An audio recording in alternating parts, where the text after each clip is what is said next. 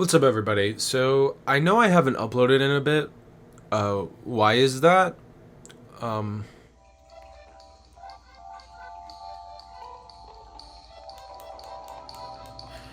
Robo's so funny. Alright, so I've actually had a lot I've wanted to talk about over the past 3 weeks, but time got away from me and now we're here. It has been 3 weeks since I uploaded. I do understand that. I'm sorry. But I've wanted to dedicate my time to the Loki Max so that I can get a good review in for you guys. I didn't want to rush one, especially since this is a device I've been waiting 13 months for. So let's see if it was worth waiting 13 months for and whether you guys should put down a pre-order or avoid it altogether. Let's start off with the spec list before anything else. So the Loki Max uses an AMD Zen 3 Plus 6800U processor, a 12-core AMD RDNA 2 Radeon 680M GPU. It has 16 gigabytes of LPDDR5 RAM and 512 gigabytes of internal storage with SD card support. It has a 6-inch 1080p display, Wi-Fi 6E, Bluetooth 5.2, and a 46.2 watt-hour battery. Now, that's not in milliamp hours, so we can't really tell just based on numbers how long we can think it's going to last. I will get into the battery in a little bit, but for right now, that doesn't really tell us that much. At least if you're like me, which I have no experience with watt hours. I don't really know what that means fully. The USB-C port on the bottom is for charging and supports connecting other devices through adapters and video out via HDMI or DisplayPort, supporting up to 4K through DisplayPort. There's a 3.5mm headphone jack right next to the USB-C port for headphones and speakers if necessary. The rings around the joysticks and the lines on the sides are for RGB lighting that can be controlled through the Loki Control Center through the software, making them fully customizable.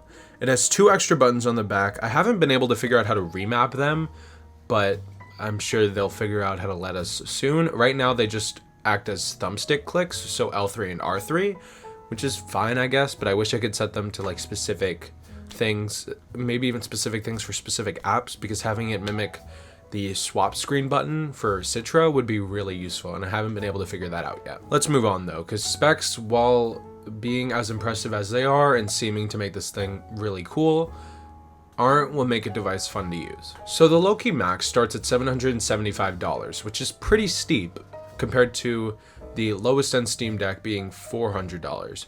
But if you were an Odin backer, you can use the code on their website to get $125 off, which will bring the price down to $650. With shipping, my order was $683. So it'll probably be like $100 off in total at the end of it. If you weren't an original Odin backer, you can use the code underneath the Odin one that will get you $75 off. So it'll probably be like $720 after shipping. Depends on where you live. Obviously, shipping is gonna be more expensive depending on where you live.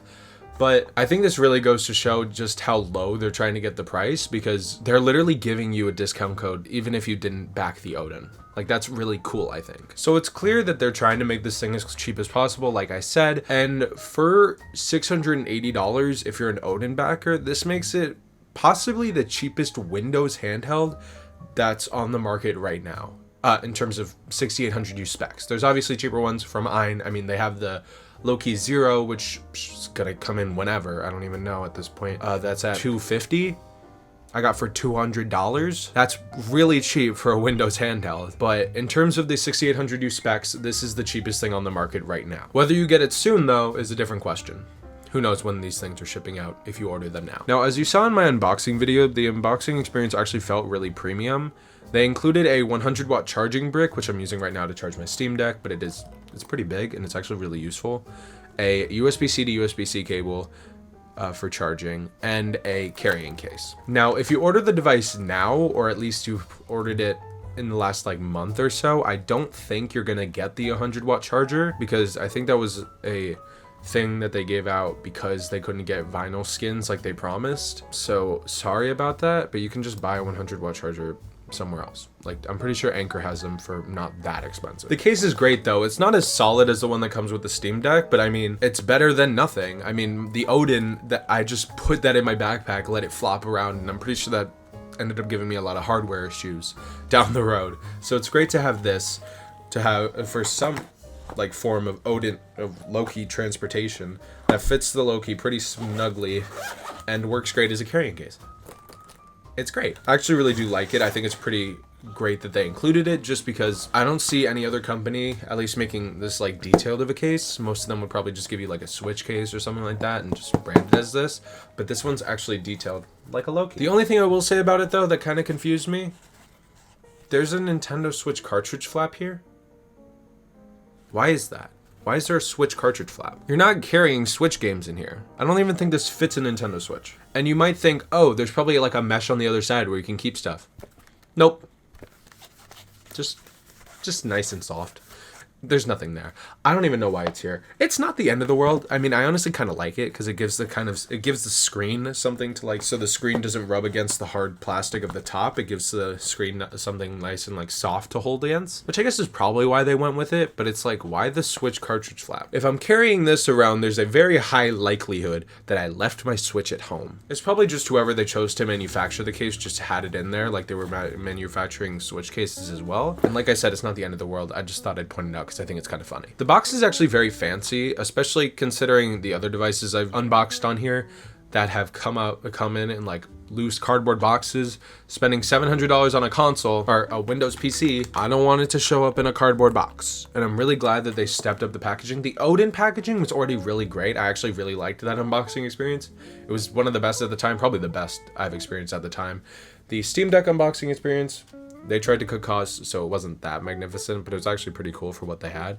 This felt premium. I really liked it. The box feels premium as well, and it just leads to a nice unboxing experience. I really liked it. It's weird to get so giddy over product packaging, but it's like a good first impression with products in terms of how they're packaged, how easy they are to open up.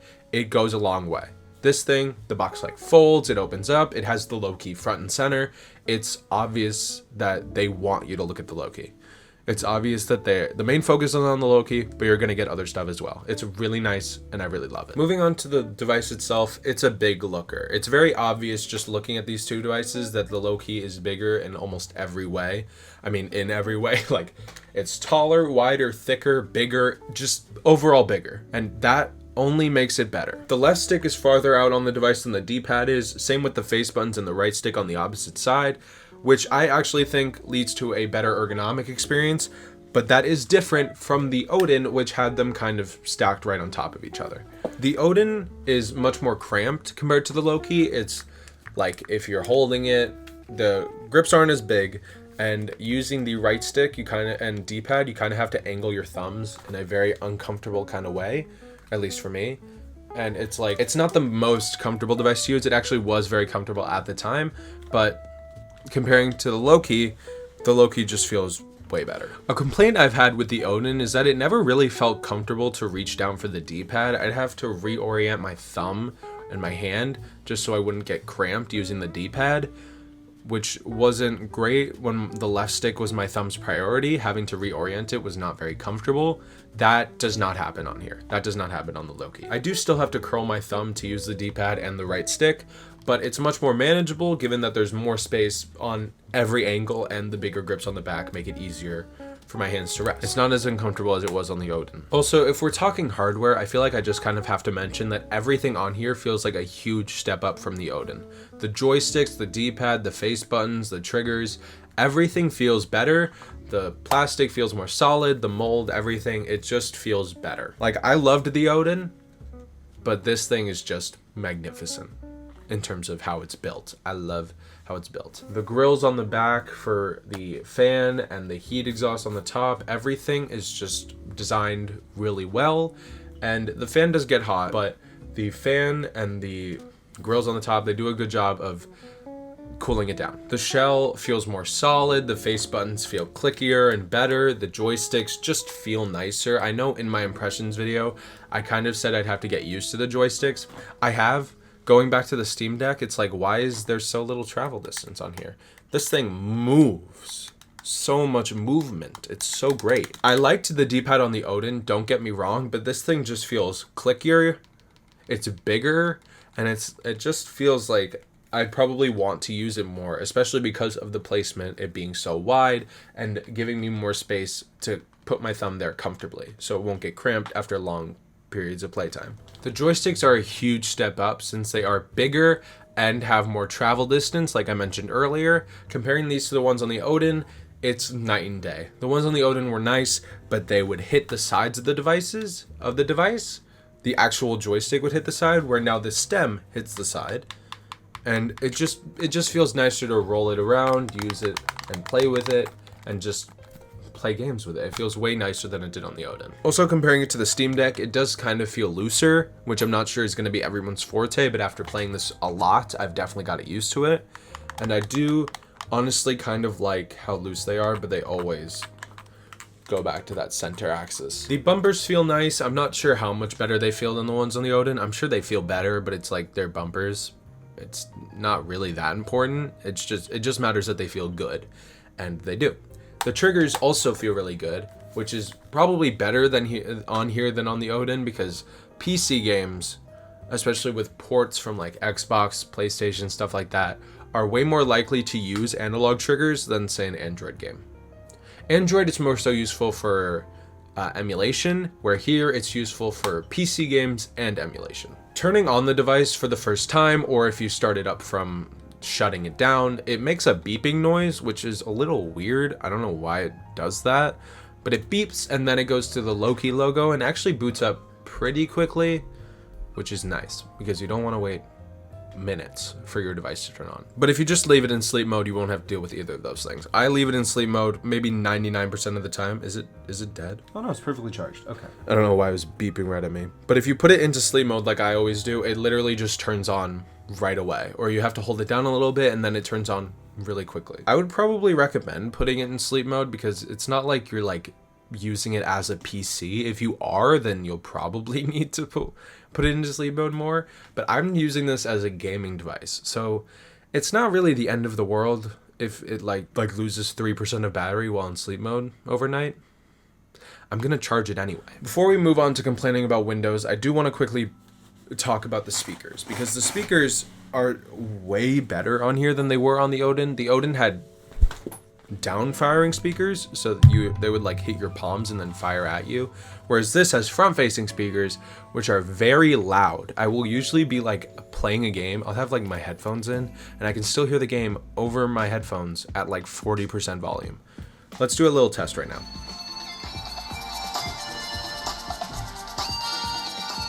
This is it at 100 volume. This is very loud. Also, I don't think I ever set up Wii controls, so now I can't really do anything. But yeah, the volume gets very loud, which is very nice to see because, I don't know, louder speakers are better. I don't know. I don't want a device that like you can barely hear in like a loud environment. I want to be able to hear it in a loud environment, even though if I'm in a loud environment, I'm probably going to be using headphones. Don't think too much about it. Louder speakers are just better. Now, I'm sure we all know that Windows is not the best operating system for these handhelds. That's obviously why Valve went with Linux and SteamOS for the Steam Deck, because they knew that they could get games better and they can make their operating system better instead of just booting into Windows. And since Windows is geared more towards like laptops and desktops and stuff, it obviously doesn't work the best in tablets or in gaming devices. But I think AYN has done a pretty good job in terms of making it like more compatible. There are a bunch of shortcuts and uses that AYN has built into their software, I guess, for the experience to make the Windows experience better while using a controller. And someone on AYN's Discord was cool enough to make a wallpaper that displays all of these on the screen. So now I have it set up. So now on the screen here is just all the shortcuts. You can just take a glance on it. If you need to do something, it'll show you. The most important one, at least I think, is the one where you switch between gaming mode, Xbox mode, and mouse and keyboard mode, which is activated by holding down the left and right bumpers for 3 seconds until you hear the Windows noise. It can be finicky and like a hassle to get the actual mouse to show up after you switch to the keyboard and mouse mode, but it works more times than it doesn't, and it's a good alternative to having like a switch on the side that switches between them. Obviously that probably would have been better. It would have been easier, but what can you really do? That's up to AYN, not me. I do kind of wish they had a switch just because I don't want to have to turn up my volume all the way just to hear if it makes the noise when I'm holding down the buttons. Maybe like a visual indicator would be nice, but it's not the end of the world. It's just a shortcut. They did they did good with what they made. So unlike the Steam Deck in desktop mode, this thing uses A and B as left and right click. I'm only mentioning this because I know a lot of people have like really strong opinions on this for some reason. I really don't care. The Steam Deck uses the left and right triggers, and the AYN Loki uses the A and B buttons. I could care less. Honestly, both work for me. It's fine. They work nice, but if you're the kind of person where that really matters, figure out a way to change it, dude. All it does for me is change the way I rest my hands. I'm either resting my hands like this, like moving it around, like on the Steam Deck, I'll be like doing this. But I'm holding it here anyway. Literally just don't have to worry about the A and B if I'm using these. But it doesn't matter. Like, who really cares? The Loki Control Center is AYN's attempt at making the Windows experience better for the end user. And honestly, I really like it. It's not a launcher or anything. It doesn't help you launch your games, but it does have a lot of uses that I think become very useful while playing games and while you're like switching between stuff and turning stuff on and off. It is very useful, and I'm glad it's made the way it was. We saw a version of this like a few months ago, I think, or like a little while ago, and it looked really bad. Like it was like a pre-alpha or something. It was really bad.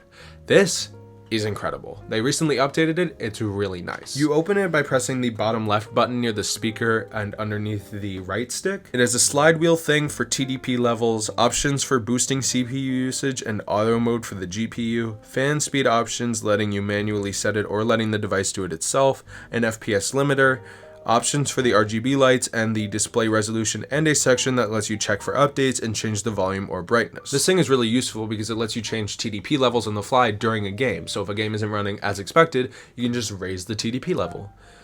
Obviously that will lead to worse battery life, but I mean, this thing isn't gonna have great battery life anyway, so take with that what you will. If you're gonna want a high-end AAA game to run well on here, you're gonna need to raise the TDP levels to a good degree, to a high amount. This goes up to 38 watts, I think, 34. So you're gonna have to raise it to 34 or lower, and you get up to 34, you're not gonna get good battery life. That's just the way this works. They haven't really figured out how to make good battery life or like optimize it so it gives you a good battery life. It all just depends on the power of the game you're playing. Speaking of battery life, it's not much better than any Windows or like PC gaming handheld that I've seen or used in the past. The Odin running Android made it possible for it to have a good battery life because Android, you know, on its own is not very hard, like demanding of power, just because it's like a phone operating system. You have to use it on your phone, so they better optimize it so you can have a good battery life. The only thing that really contributed to the battery life on the Odin being bad was depending on what games you're playing, and even certain like GameCube games I would get plenty of hours out of. I went on an 11-hour car trip last year or like 12 hours. I went on like a 12-hour car trip last June and played Metroid Prime for like half of that on like one charge. It was great. The difference here is that yes, the power needed for a game will drain the battery life, but so will Windows. PC operating systems haven't been great for battery optimization. Maybe in laptops, but that's just because usually you're not gaming on a laptop, and if you are, those usually have pretty big batteries. Windows is obviously a more power demanding, like battery draining operating system, so it's not hard to imagine how long this will last on a single charge. My experience has been sort of limited in terms of battery life in this device because I've played like 3 games. I played 8 hours of Resident Evil Village, I've played Chibi Robo to completion, and I've dabbled in a lot of other games, playing around with them, like testing them out. So I haven't been incredible at testing out the battery life, but what I can say about my experience is that Resident Evil Village, I'd get maybe an hour out of like 18 watt TDP, I think, at 1080p resolution, 60 frame, like around 50, 60 frames per second, pretty stable. I did have some crashes, we'll get into that in a second, but it ran fine. Chibi Robo, on the other hand, I got, I think, around 2.5 hours on a single charge, and it was actually pretty good. Like, that is pretty good for a Windows handheld. Chibi Robo, I was playing at an 8 watt TDP at 1080p widescreen hack on in Dolphin. So the internal resolution was raised, and it was using a widescreen hack, so that's going to drain a little bit more of the battery. I don't know much beyond that. Retro Game Corps does have a graphic that he made that I will put on screen now. This is all him. Full credit goes to him because I only tested out one AAA game, I guess, yeah, and one 20-year-old game. Majority of my time playing Resident Evil Village on here was spent playing right at my desk because I was right near an outlet and I wanted to charge it when it died because I knew it wasn't going to last very long, so I wanted to be around a charger when it was necessary. The 100-watt charger does come in clutch though. It's really useful. And I do want to complain about something. One sec. Time to complain about the crashes. I had a few moments during the game where it would just crash. It would like hang on a frame for a few seconds and then crash. The game would crash. And I thought this was a like isolated experience. It just kept crashing at that one part. Maybe it was just that one part of the game. So what I did is I downloaded it on the Steam Deck, played past that part, saved, and then went back to my Loki. And I've only had one other crash, but that was fixed the next time I launched the game. It didn't crash again. And I thought that was kind of an isolated experience that only kind of I would experience. But I did have an interaction with Retro Breeze on Twitter a few days after I got my Loki Max. The day after I got my Loki Max, I tweeted about my frustrations with the game crashing, and Retro Breeze replied saying that quote, the crashing is insane and that, quote, trying to launch anything not from Steam seems to always be an issue. Now, this was like 3 weeks ago, so I don't know if that second part has been fixed or not, or if like anything's happened with that. I haven't personally tried to launch much besides emulation and ROMs, so I wouldn't really know. I have played a little bit of Fall Guys, and it ran kind of fine, so I can't really say for sure if that has or hasn't been fixed. This does have me thinking that game crashing is more common than it should be, though. Like, this is probably more of a Windows issue than an AYN issue, but at the same time, this is AYN's device, so I'm gonna give them a little bit of the blame here. They should probably try and figure it out and fix it as best they can, or give a warning to users. That warning will probably drive off some people from buying this device, and that's not what they want, so they're probably not in favor of that, but I personally view it as a pro-consumer move, which obviously means they're not gonna do it. That warning would probably lead to lower sales, so you have to weigh the pros and cons. Personally, I would go with what is more pro-consumer, but I know I'm just a YouTuber with some opinions. I'm not a high exec at some Chinese gaming company that's trying to make a profit in the gaming industry. So what would I know? All right, we've gone long enough without talking emulation. Let's do some emulation testing. Nintendo.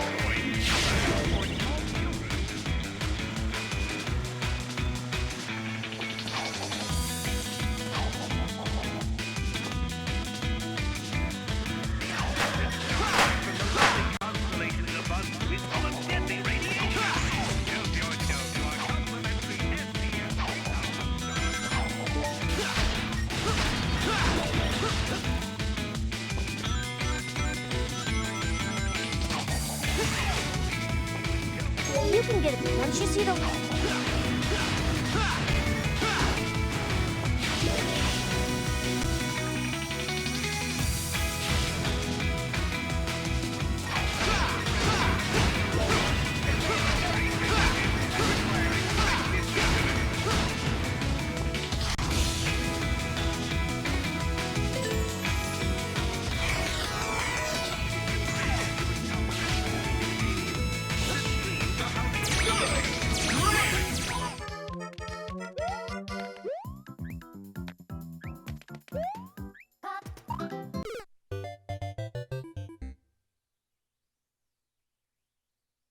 Oh.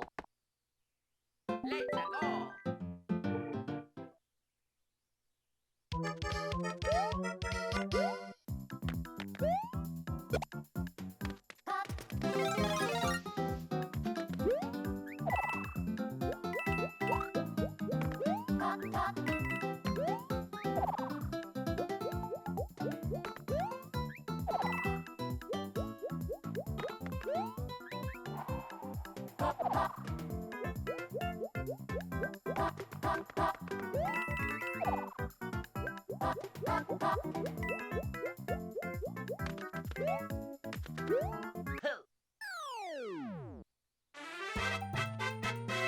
Phew, made it.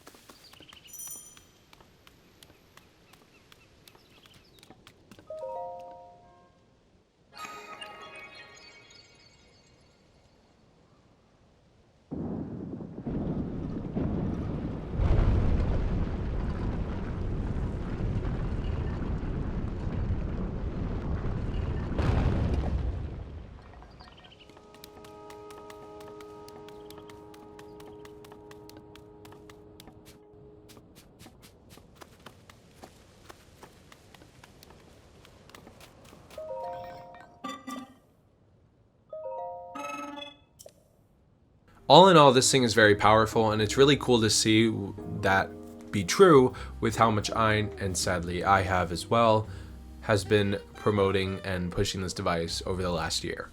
I say sadly just because for how much I love this device, it did take 13 months to get to me. And I do love it, but it's like 13 months, dude. That's a long time. Especially when you said Q4 of last year, now it's almost Q3 of this year. Thinking of whether or not I'd actually recommend this to someone is actually really difficult because yes, in terms of other PC handhelds on the market, this one is actually pretty cheap, or in terms of Windows handhelds, because you have to remember a lot of other companies are pricing their handhelds at like $1,000 for the cheapest model, whereas this is their most expensive model at $700. It's priced at $750, but you know, the discount they give you, $700. So this is like the cheapest 6800U Windows handheld you're gonna get, but there is the Steam Deck. It's really hard to recommend anything over that because for as much as I love this thing, you get the Steam Deck, you don't have to deal with Windows, you don't have to deal with Windows setup. They give you a nice setup experience on the Steam Deck. Emulation is super easy through EmuDeck on there. And it's like very much a good one for like noobs or like people who want to get into PC gaming but don't really want to spend the money on a full-fledged PC. Because the difference between this and the Steam Deck is that you know you're going to get support on the Steam Deck. Developers are gonna optimize their games for the Steam Deck to make them run well, and if you have a Steam Deck, you're gonna get a good experience. And on some of these other handhelds, these Windows handhelds, you're not guaranteed to get a great experience because you're not using something that a lot of other people are using. What I will say though, is that if you're looking for an alternative, if you're looking for something other than a Steam Deck, this thing is not a bad option. At $700 with the Loki discount, you're paying $50 more than the most expensive Steam Deck to get a more powerful device on paper, obviously, with the same exact amount of RAM, same exact amount of storage, and possibly better support than you're going to get from a lot of other Windows handheld companies. Because, you know, you have the ROG Ally, you have what looks like LG is making, or somebody is making another Windows handheld. But aside from the two major companies that are actually making Windows handhelds, the smaller companies, this is probably the best you're gonna get, especially for that price point. Because AYN, since their first device, has been making very competitive price devices, and this being their most expensive model at $700 is really good. And you can't forget the Loki. The Loki Base, the Loki Mini Pro, and the Loki Zero, which are all at like similar prices to other Steam Deck models.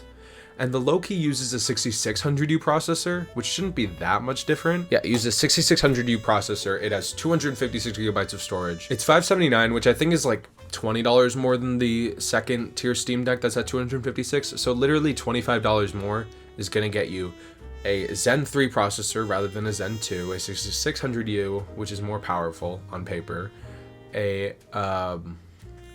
more powerful device, and something that I would argue is more pocketable. I say pocketable in like the loosest terms because obviously neither of these are pocketable. It's just that if I'm going on a long car ride or I need something to play like at a bus stop or something, you're probably gonna want to go with something else for a bus stop, but like thinking of the scenario, I have between the Loki and the Steam Deck to choose. Both of them come with cases, both of them are nice. The Loki's smaller and more compact. It's heavier because of its smaller size. The Steam Deck does balance the weight out across its body, but it's smaller and I would prefer to take it with me places. So it's really hard to be like, oh, get the Steam Deck over the Loki or get the Loki over the Steam Deck, because the Steam Deck is much better for noobs. It's much better for people who don't want to like deal with customizations. Like even going into desktop mode and getting EmuDeck is super simple. All you need to get is the ROMs, which obviously for noobs is going to be pretty difficult getting ROMs. But I mean, if you're going into emulation, you're going to have to deal with stuff like that. So for noobs and people who want just probably the best PC gaming experience for the cheapest, probably go with the Steam Deck. But if you want anything else, if you actually want a Windows PC, if you want a Windows handheld, and you want it at a good price point, I think the Loki Max is a good buy. That or any of the other models. Obviously, I don't have the Loki Zero here with me yet to actually test out, but when I do, I'll be able to test that and tell you if it's worth the $250 that they're selling it for. I'd probably say no, but we'll wait. And if not, go for the Mini Pro and the Loki Base, which is like $579. Those are both incredible deals around the Steam Deck's price.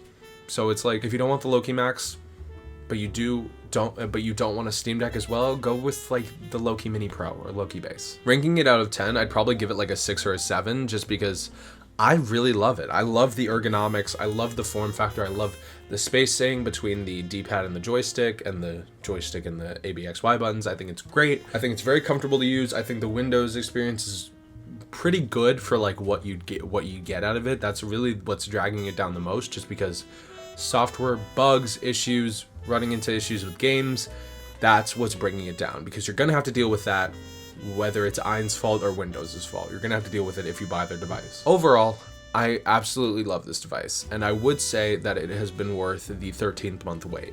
I know that's a very big thing to say, but I do believe it. But what do you guys think? Are you gonna pre-order one? Do you already have one? If you do have one, what do you think? If you don't have one and you don't plan on pre-ordering it, why? So many questions. Thank you guys for watching. I really love this thing, but it comes with some caveats. I'll see you guys next time. Goodbye.